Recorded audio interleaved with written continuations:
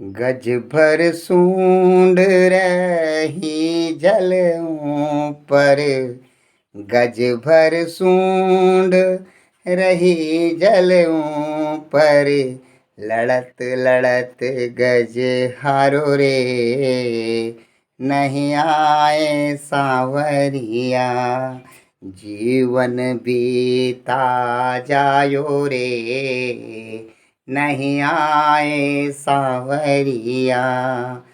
गज और ग्रह लड़े जल भीतर, गज और ग्रह लड़े जल भीतर, लड़त लड़त गज हारो रे, नहीं आए सांवरिया, जीवन बीता जायो रे, नहीं आए सांवरिया। नमस्कार मित्रों, जय हिंद, जय भारत और जय उत्तराखंड। मैं गौतम सिंह बिष्ट उत्तराखंड हिलांसी यूट्यूब चैनल से आपसे मुखातिब हूँ। मित्रों, आजकल के ज़माने में आप देख रहे हैं, यूं तो बहुत प्रकार का हास्य प्रकट करके या अश्लील बातें करके या अश्लील दृश्य डाल करके या नाच गाने के दृश्य डाल करके आप अपने चैनल को बढ़ा तो सकते हैं, लेकिन जो मुख्य उद्देश्य है, धर्म अर्थ काम और मोक्ष का जो मुख्य उद्देश्य है, जो हमारी सनातन की परिपाटी है, उसमें आप खरे नहीं उतरेंगे, आपकी आत्मा को एक आत्मिक शांति नहीं मिलेगी।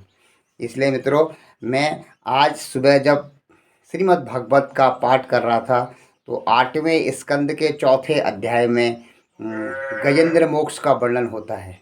और आप सुन पा रहे होंगे कि नीचे गौशाला में बछिया की रमाने की आवाज़ भी आपको सुनाई दे रही होगी, क्योंकि हम तो गौपालक हैं, गोविंद के उपासक हैं। तो मेरे गोविंद की लीला में ही गजेंद्र मोक्ष का एक वर्णन आता है। तो गजेंद्र मोक्ष में यह जब मैं वर्णन पढ़ रहा था तो मेरे मन में यह भजन बहुत कौंध गया, बहुत प्रेरणा हुई। गज और ग्रह लड़े जल भीतर, लड़त लड़त गज हारो रे, नहीं आए सांवरिया। यह गज अगर आप साकेतिक दृष्टि से देखें तो यह गज हम जीव रूपी ही गज हैं। हम इस भव सागर में इतने उन्मत्त हो जाते हैं, अपने बल के, अपने ऐश्वर्य के मद में इतने उतावले हो जाते हैं कि इस भव सागर में बहुत गहरे तक चले जाते हैं। और भव सागर में काल रूपी ग्रह जब हमें जकड़ लेता है, तब हमें प्रभु का नाम स्मरण आता है। जब हमारी सारी शक्ति लड़त लड़त गज हारो रे, जब यह जीव रूपी हाथी लड़ लड़ करके हार जाता है, तब हमको ईश्वर का स्मरण आता है, तब हमें ईश्वर की ज़रूरत पड़ती है, तब हमें भक्ति की याद आती है। और जो सच्चे मन से पुकारता है, जैसे गजेंद्र ने जब सच्चे मन से पुकार की तो श्री हरि नंगे पांव ही दौड़ कर आ गए थे। तो मित्रों, गजेंद्र मोक्ष की जब आगे के प्रसंग में जब पढ़ा गया, अगला जब उसका पूर्व जन्म में वे क्या थे, तो ग्रह तो हु नाम का एक गंधर्व था, उनको भी भगवान के द्वारा मोक्ष मिलना था। लेकिन जो गजेंद्र की बात आती, जो गज की बात आती, जो हाथी की बात आती है, वे पूर्व जन्म में द्रविड़ देश का राजा इंद्रधनु था। और इंद्रधनु एक यशस्वी उपासक, भगवान का परम उपासक, परम भक्त था। और उस राजा ने, जब आप जानते हैं कि जब आप धर्म की तरफ ज़्यादा आकर्षित हो जाते हैं तो आपके मन में ज्ञान के साथ साथ वैराग्य भी उत्पन्न हो जाता है। और वैराग्य उत्पन्न होने से तो इंद्रधनु जो पांडव वंशी राजा था, द्रविड़ देश का राजा, वह मलय पर्वत पर चला गया और भगवान की उपासना मौन व्रत रख करके, लंबी लंबी जटाएं करके और मौन व्रत रख करके उपासना करने लगा।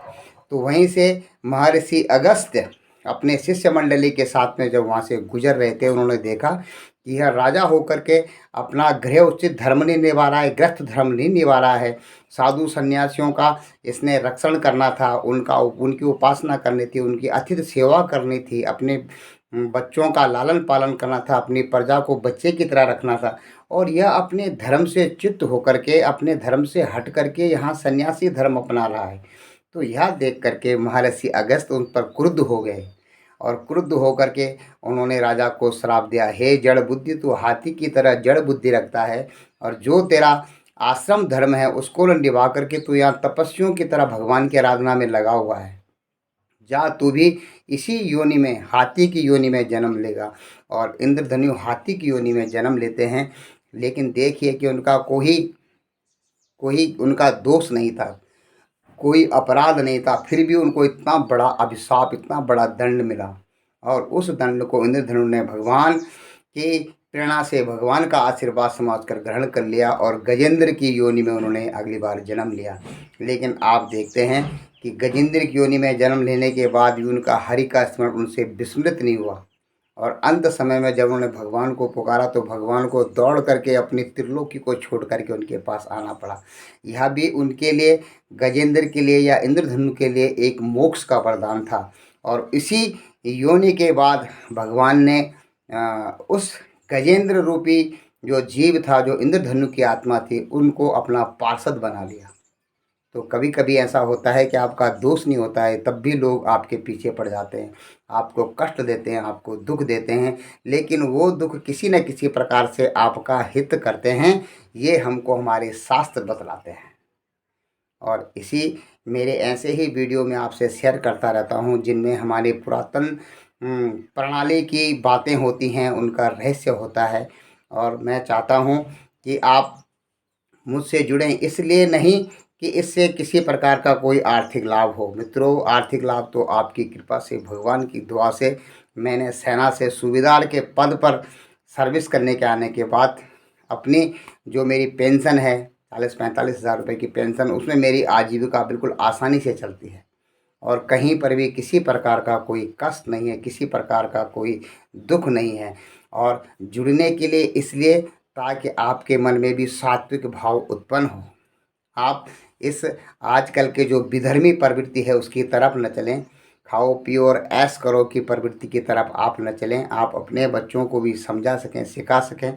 और मेरे YouTube चैनल से अगर आप जुड़ते हैं तो आपको इसी प्रकार के धार्मिक अनुष्ठानों के शास्त्र उचित बातें जो शास्त्रों में कही गई हैं, उन बातों का मैं समय समय पर वीडियो शेयर करता रहता हूँ।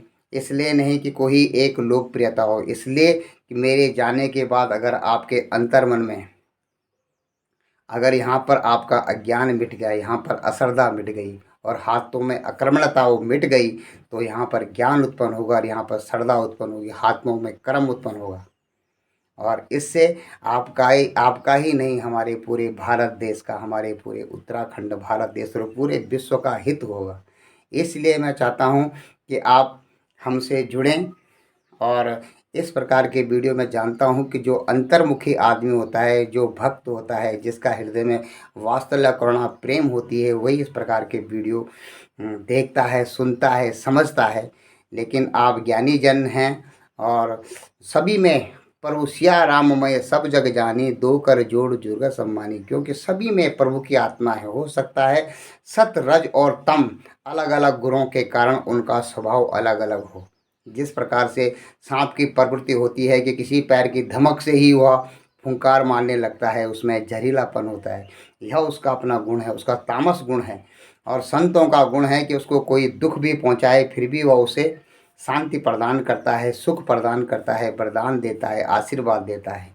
इसी प्रकार से अधम की प्रकृति अलग होती है। इसी प्रकार सत रज और तम गुणों के कारण हम अलग अलग योनि में अलग अलग प्रकार से विचरण करते हैं, अलग अलग हमारा स्वभाव होता है। इसलिए किसी के कर्म काल और स्वभाव से उसके जीव आत्मा का अनुमान नहीं लगाना चाहिए, क्योंकि जीव आत्मा सभी में एक ही जीव आत्मा है और वह ईश्वर रूप में, ईश्वर की, और जीव आत्मा को हमेशा सदचित और आनंद होता है। आप देखते हैं कि कभी थोड़े से क्षण के लिए, थोड़े से समय के लिए आप में बड़ा प्रेम आनंद छा जाता है। आप सभी दुख दर्द वैमनुष्य ईर्षा डाह द्वेष भूल जाते हैं, षड विकारों से दूर हो जाते हैं। षड विकार काम क्रोध लोभ मोह मद और मत्सर। कामनाएं, मैं ये करूँगा, मेरा ये होगा, मेरा उसका हो गया, मेरा नहीं हुआ, यह कामना की भावना होती है, इसको काम कहा जाता है। क्रोध, कोई वस्तु आपको न मिले और दूसरे को मिल गई तो आपको क्रोध उत्पन्न हो जाता है। काम क्रोध लोभ, लोभ मुझे जितना मिला है उससे और अधिक मिल जाए, यह लोभ की भावना है। काम क्रोध लोभ मद, मेरे पास इतना है, मैं इतना शक्तिशाली हूँ, मैं इतना खूबसूरत हूँ, मैं इतना ज्ञानी हूँ, ये मद की भावना है। काम क्रोध लोभ मोह मद और अहंकार, अहंकार की भावना भी अपना भार का जो दिखावा होता है उसे करना। और मत्सर एक आता है, ईर्षा डाह रखना, किसी से किसी की संपत्ति से डाह रखना, ईर्षा रखना, द्वेष रखना, ये षट विकार होते हैं। इन षट विकारों से जिस समय भी आप बाहर निकल जाते हैं तो आपके मन में सदचित्त और आनंद, एक सच्चा आनंद आपको प्राप्त होता है। वही आत्म साक्षात्कार की स्थिति है। और वह आत्म साक्षात्कार की स्थिति प्रभु हर समय पर अंतर्यामी रूप से आपके अंतर्मन में ही बैठे रहते हैं। और उसको तलाशने के लिए इससे उसे अलग कहा जाता है। तुम हो एक अगोचर सबके प्राणपति। तुम एक हो, अगोचर हो, आ माने नहीं, गौ माने इंद्रियों के द्वारा, चर माने समझे देखे जाने सुने वाले। तो इंद्रियों के द्वारा आपको देखा नहीं जाता, समझा नहीं जाता, इंद्रियों से आपको बोला नहीं जा सकता है, आप उससे परे हैं। आज के वीडियो में इतना ही। फिर अगले वीडियो में आपसे मुलाकात होगी। उत्तराखंड हिलांसी यूट्यूब चैनल को ऐसे आध्यात्मिक वीडियो देखने के लिए ज़रूर सब्सक्राइब कीजिएगा, या यूँ कहें कि उसको लाइक कीजिएगा। और आप सब के लिए मैं इसी प्रकार की वीडियो भेजता रहूँगा। जय हिंद, जय भारत और जय उत्तराखंड।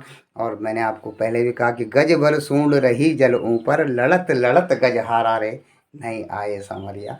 सांवरिया जरूर आएंगे अगर आपका भाव में संशुद्धि होगी तो ज़रूर आपके सांवरिया आएंगे। और सांवरिया इस प्रकार से गोपाल होते हैं। और साथ साथ में आपको गाय माता की बछिया की रमाने की भी आवाज़ सुनाई दे रही होगी। और फिर मैं आपसे विदा लेता हूँ, फिर अगले वीडियो मिलेंगे। जय हिंद, जय भारत, जय उत्तराखंड।